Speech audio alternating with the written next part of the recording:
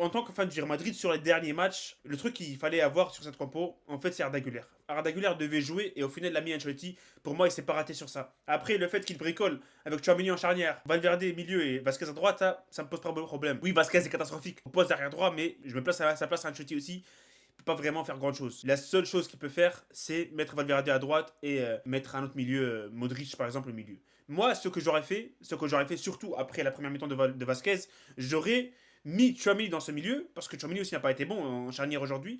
Il aurait pu mettre Chouamini au milieu, parce que Chouamini, sur le dernier match, la deuxième moitié de saison, il est magnifique en 6, hein. Très très bon, un des meilleurs joueurs du Real Madrid sur la deuxième saison. Il aurait pu mettre en 6, mettre Valverde à droite, et mettre même Jacobo Ramon au milieu. En défense, pardon. Ou Vallejo, n'importe. Même s'il se rate, de toute façon, c'est le Barça en face. Le Barça va finir par mettre 4 buts dans un match, ça c'est normal. Ça c'est la norme pour le Barça cette saison. 3 ou 4 buts par match. Donc tu mets Chouamini, ou tu mets Asensio, ou tu mets Ramon, ou tu mets Vallejo, ça va rien changer. À la limite, tu gagnes au moins Chouamini dans son milieu, à la place de Ceballos qui a été catastrophique encore une fois. Il avait joué la finale de la Coupe aussi, il n'a pas été bon du tout. Ça c'est mon ressenti après la première mi-temps. Il fait des changements, hein. Il fait sortir Güler, il fait sortir Ceballos aussi, et il fait rentrer Brahim Diaz qui a fait une très très bonne entrée, rien à dire. Mais moi je pense qu'il aurait pu faire ce que j'ai proposé moi aussi. Ça aurait pu être une option viable en tout cas pour la deuxième mi-temps.